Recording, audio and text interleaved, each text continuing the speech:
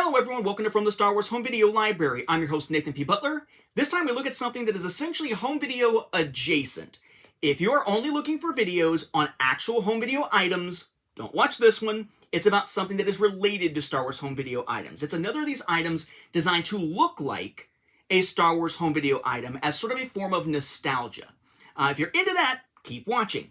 We've seen a few of these. We've seen like Funko doing those t-shirts that were put in boxes that looked like two VHS packages kind of back to back. That was kind of neat. We saw some notebooks, including some that were from Celebration, that were basically designed to look like either VHS cases or in one case like a VHS case as a slipcover with a notebook inside that looked like a VHS cassette. We've seen things like that every great once in a while. It's just kind of a cool little thing to put in a Star Wars home video library if you are a collector. This time we're looking at one that's a little bit different because it's a little bit more pricey, but it also is part of another type of product line, a couple different types of product lines actually, that have sort of their own following out there. And it's one that I nearly missed had it not been for David Graham finding his own copy of this and sharing pictures of it on the Star Wars Home Video group on Facebook. That prompted me to finally put in an order to get a copy sent to me. So thank you to David for even reminding me that this existed. I'm sure I saw it at some point advertised and it just went and I completely forgot it was even out there. It is an item that was exclusive to PAX West from Limited Run Games. If you're not familiar with Limited Run Games, they tend to put out special editions of video games or sometimes even physical copies of video games that otherwise were only being released digitally. Just kind of depends on what game we're talking about. And they've done quite a few Star Wars releases with kind of cool packaging and whatnot along the way, just kind of fancy, nifty looking stuff. But this time, in this particular case, the item that they put out was being put out in packaging designed for that nostalgia of a VHS collection. And that is one of my favorite Star Wars games of all time, one of the greatest Star Wars games, I think, of all time, and one that just recently got re-released for Nintendo Switch, Star Wars Knights of the Old Republic. Notice it looks like a VHS cassette in pretty much every way. It's designed to look very much like the prequel trilogy releases in terms of the color scheme, in terms of the way the back is designed. It also looks somewhat like that kind of era's like 2000-ish releases of the original trilogy and whatnot. Just designed very similarly here. We're going to look at this here. I'm going to give you a little bit of the story behind my love for this particular game, and we'll go from there. But if you're a Star Wars home video collector, you can imagine why this would be kind of a cool thing to have in your home video library. It is like those notebooks. It is like those t-shirts. It is a product that's not home video packaged to look like it for the nostalgia factor that makes it look cool in that type of collection. And some of us who are home video collectors will pick up this stuff as well. It is a bit more pricey though, because this is a video game limited edition type of thing. So we have Knights of the Old Republic here. We have Bastila. We have Darth Malak back here and the other characters and whatnot here. Down at the bottom where normally it would say THX, instead it has LRG, like Limited Run Games. And instead of like having digitally mastered or something, it says Forever Physical, which is kind of one of their slogans. The top, Star Wars Knights of the Old Republic. The side, the Nintendo Switch symbol up here, noting what platform it's for. Then you've got Star Wars Knights of the Old Republic logo, Malak again, LRG Forever Physical, Lucasfilm Games, not just Lucasfilm, and a product number underneath. LR, it's Limited Run Games number 122. And essentially the same thing on the other side.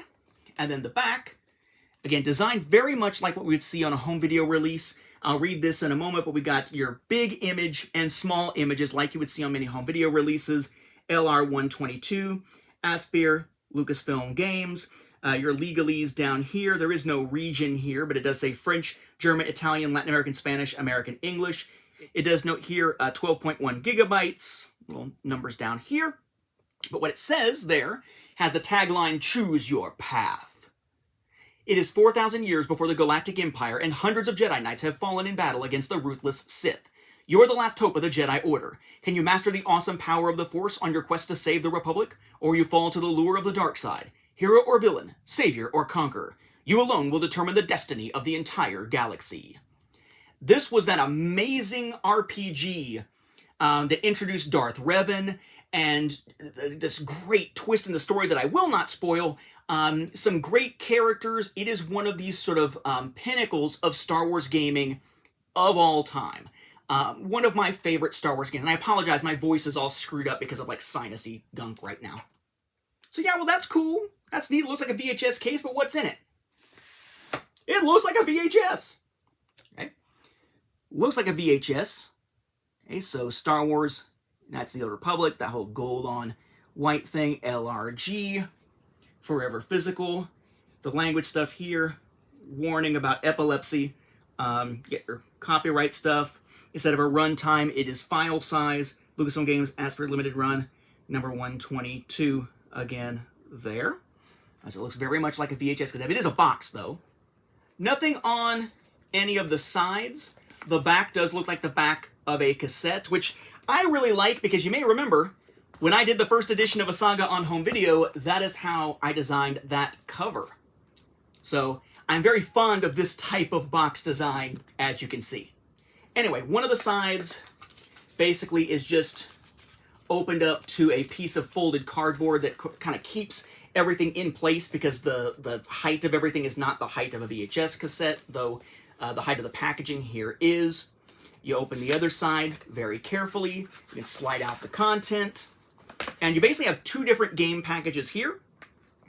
Here you have the Switch copy of Knights of the Old Republic. So, Nintendo Switch, Knights of the Old Republic, Star Wars Knights of the Old Republic. The main image that we see all the time for the game, rated T for Teen by the ESRB, Lucasfilm Games Limited Run. The back, essentially the same text there, except now the different images have text to go with them. All your legalese and other information here, like T for Teen, Limited Run 122, Nintendo Seal of Quality, the different company logos. It does note that you can play on TV or, you know, using the Switch centerpiece as a screen with the controllers in your hands, or in remote mode, all of which has one player, Nintendo Switch Pro Controller compatible, and so on here. The spine there, Switch symbol, Star Wars Knights of the Old Republic Limited Run at the bottom. You open it, take out the stuff.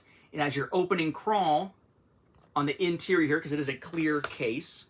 You have the actual game cartridge card here, which I can't imagine you're going to be able to see very well here. Nintendo Switch, Star Wars Knights of the Republic, T for Teen, Limited Run, Lucasfilm, and the little product number type thing there at the bottom. And then, this kind of surprised me, it's the full rule book. Sure, logos and legalese, but holy crap, this is a crazy thick rule book to put in such a miniature, teeny tiny text size that's really kind of hard to read because it's crazy tiny, that just sits in there with it as well. So it's already something that is sought after by those who are perhaps home video collectors or gamers or who collect limited run stuff, but it's also now the subject of hunts by some who collect steelbooks because there is a Switch-sized steelbook case included. It's nice and embossed with all the gold parts. Star Wars Knights of the Old Republic, Lucasfilm Games, the common image, the different company logos there noted on the back. Just the title there in gold, no Switch or anything like that. And it does have inside the image there from the back of Malik. And yes, you can store your game and its guide in here if you don't want to use the standard Switch packaging. But both of them essentially go together and slide right on into the box, which again closes up to look like a cassette and slides right into the outer sleeve, looking to all the world like a VHS cassette for Knights of the Old Republic. I am particularly fond of this game, aside from the fact that it is just an awesome game. When I wrote for Star Wars Tales, in 2004, I was lucky enough to get the opportunity when Jeremy Barlow was given the okay to essentially do a soft reboot of Star Wars Tales, the anthology comic for Dark Horse Comics, for issues 21 through 24, to do longer form stories, mark whether they're in or out of continuity, and potentially bring in some people who hadn't been published before. I got very lucky.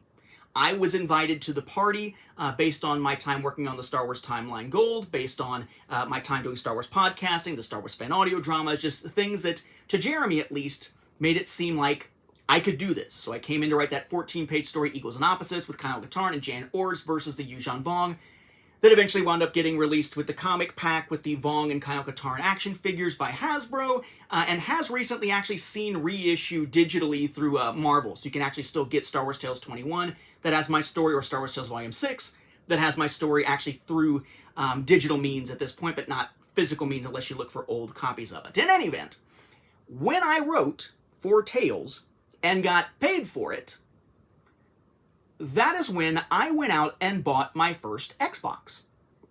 And I went to, it was basically, I forget the name of the place, I don't even think it's still there. So at a place where there is now in Union City, Georgia, a movie studio that I believe is the one that's owned by Tyler Perry. It's not Trilith, not the one where a lot of the Marvel stuff and whatnot, and some of the Star Wars stuff is shot. That's off Sandy Creek. That's close to here, but not the same one. But before it was turned into a movie studio, there was a mall in Union City, Georgia, that had a like music and video games and movies store inside it, whose name escapes me right now. And I went there and got a deal and bought an original Xbox, plus as many Star Wars games as I could get my hands on for the system. And the one that I played the most was KOTOR. And when that Xbox died, at a time when the memory cards for an Xbox were not big enough to hold the save data for KOTOR, if your system died, you were just screwed. I replaced the Xbox and replayed the entire game all over again, and I think I've actually played it probably 4 times. I think twice for each side, maybe 3 times, once for Dark Side and 2 for Light. But I have fond memories of the game, not just because of the game itself, but because it, to me, in my memory, was part of the experience of that once-in-a-lifetime opportunity of someone who had never been published, someone who would never write for them again, assist on a couple things, but never really write for them again, getting a chance to come in as a fan and contribute to the official continuity, what is now known as the Legends continuity. To me, from start to finish, the conversation with Jeremy up through the writing process, the actual release of the stuff, and what I then was able to do with some of the money, not all of it, but some of the money from getting paid from it, to me that's all one experience. And that's part of why I made sure that that's Star Wars experience, right? When I went and got the Xbox and loaded up on Star Wars games like Starfighter and KOTOR and so on. So to me, this will always have kind of a special place in my heart. Don't know if I'm going to replay it or not. I don't plan on it necessarily. I feel like if I'm going to restart an RPG, I really need to restart Skyrim and actually get through it this time on the Switch. But yeah. A fantastic game now given away to be part not just of a Star Wars video game collector's library, a limited run collector's library, a steelbook collector's library, but also a Star Wars home video collector's library. So if you're interested in it, you can still get them in limited numbers on the Limited Run Games website. They sold a bunch of them at PAX West, which is what it was exclusive to, but any remaining stuff they said that they would sell through their website.